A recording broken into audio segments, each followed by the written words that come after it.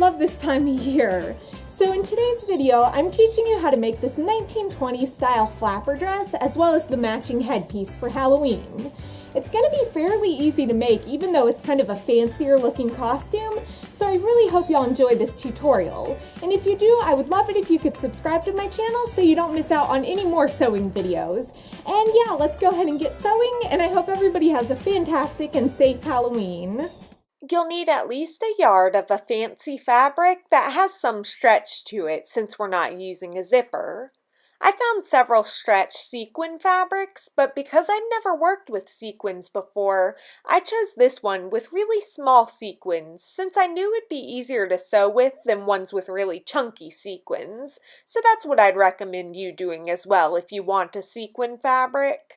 You'll also need several trims, including enough of a decorative trim to use for the straps on the dress and for the headpiece. I used 1 3/4 of a yard, and enough fringe to go around the bottom edge of your dress. I used about 1 1/2 yards. And to decorate the headpiece, you'll only need about 1/8 of a yard of a feather trim. I just have a lot of it because I'm also using it on an Evil Queen cosplay. And 1/8 of a yard of a rhinestone trim, and again, I have extra for the cosplay. To make the dress, grab a tank top to use as a template and fold it in half down the center, then fold the top edge down right across the armpit so that the straps are out of the way and you have a straight top edge. Fold a portion of your fabric over, making sure that it can stretch in the direction the arrows are going so that the dress will be able to stretch around your body. Lay the tank top down near the top of the fabric so that its center fold lines up with the fold of the fabric and there's a few inches extra fabric on the side. Pin the tank top down and cut a 1/2 inch above the top edge for seam allowance and a 1/2 inch wider than the side, then angle your cutting outward to get a few inches wider as you go down. This is because we'll be adding a non-stretch fringe to the bottom, so it needs to be wide enough to get on and off without needing that bottom edge to stretch. Also, I wind up taking the dress in a bit, which I'll show you because I lost some weight, but the shape will still be the same. Estimate how long you want the dress to be by measuring on yourself and cut straight across to form the bottom edge. Remove the tank top and unfold your fabric to reveal a shape similar to this and use it as a guide to cut a second identical piece of fabric. Lay the pieces together with correct sides facing together and pin and sew along the sides with a 1/2 inch seam allowance. Since we're using stretch fabric, use a ballpoint needle and a stretch stitch or zigzag stitch so that your seams will be able to stretch with the fabric. I tested a few stitches out on a scrap of my fabric since I'd never worked with it before, and luckily I didn't have any trouble sewing over the sequins, again, probably because they're so small. Here was when I tried on my dress to discover that it was too big, especially in my top half, so I decided to take it in 1 inch on each side along the top half of the dress by folding the dress in half and cutting the amount I needed off. I do wind up taking it in just a bit more along the hip area eventually, but although I wait to do this, right now really is the best time for you to get the fit you want.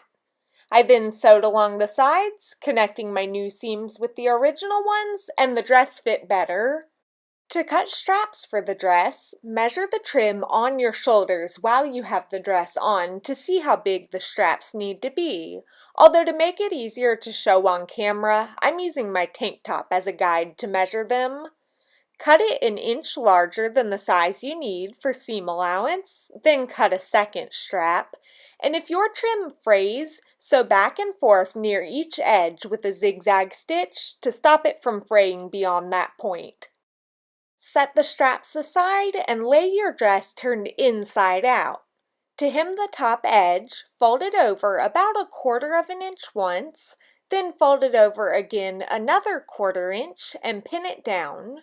Continue this process of double folding and pinning around the entire top edge, and when you get to the side seams, open up and flatten out the seam allowance before folding so the sides lay neatly. It was easy to double fold the fabric since the sequins were so small. Grab one of your straps and turn it over so the wrong side of the trim is facing upward. Lay it down onto the dress so the wrong side is still facing up and there's a 1/2 inch of the trim hanging below the top of the dress. Measure how far you want the strap spaced from the side seam. I put mine 3 inches away and pin it into place. Grab the other strap, flip it over so the wrong side faces up, lay it onto the other side of your dress, and measure to make sure it's equally spaced before pinning it down. Flip the dress over to the back side and straighten out the straps. Fold one of the straps over, laying it onto this side of the dress so the wrong side of the trim still faces up and it's spaced the same distance away from the side seam, and pin it down, then fold the other strap over and pin it as well. Sew around the top edge to secure the hem and the straps all at once. Keep using a stretch or zigzag stitch so the top edge can stretch, but this time I chose a wider stretch stitch so that it would flatten out the hem, which helps it lay neatly. Sew right over the straps as you go, but take your time since you are sewing over a thick section of fabric and trim. The straps and hem will now be secure and the front of the dress will look nice and neat. Try the dress on again to make sure it's the length you want before adding fringe. I shortened mine a bit to get a length that worked better with my height. You'll notice on your fringe that it has a band along the top, which is what you'll sew along, and some also has thread along the bottom to keep the fringe together, which you'll remove once you're done, although mine doesn't have that. To attach the fringe, lay your dress turned right side out and rotate the bottom edge so that one of the side seams is now in the center. Lay the fringe down so that the edge lines up with the side seam and the thick band lines up along the bottom edge of the dress, so the fringe is actually upside down. Pin it into place along the band, and then continue lining it up with the bottom edge of the dress, pinning every few inches to secure it all the way around the dress. When you get back around to where you started, trim the fringe down so that when you lay it down, it overlaps only just a bit with the beginning of the fringe to prevent any gaps from showing. Sew to attach the pieces, keeping your stitches right along the edge of the band where the fringe starts so that you'll only see the fringe hanging down when the dress is complete. For this step, you can sew with a regular straight stitch since the fringe doesn't stretch, and it's easy to sew, just keep the fringe out of the way. Flip the fringe over and top stitch just above it all the way around the dress so that you're sewing the seam allowance and the fringe's band to the dress, which helps the fringe hang neatly. Keep the fringe to the right and then the dress, seam allowance, and fringe's band underneath your presser foot being sewn down, and again a straight stitch is fine. The band will be secured and the bottom edge finished neatly. The dress part of the costume is now complete, although this is when I took my dress in just a bit more along the middle of the dress because it was too loose around my hips and stomach. After sewing, I trimmed the extra fabric off to create my perfect fit. Now to make the headpiece, wrap the rest of your trim around your head and cut it so the edges overlap a 1/2 inch.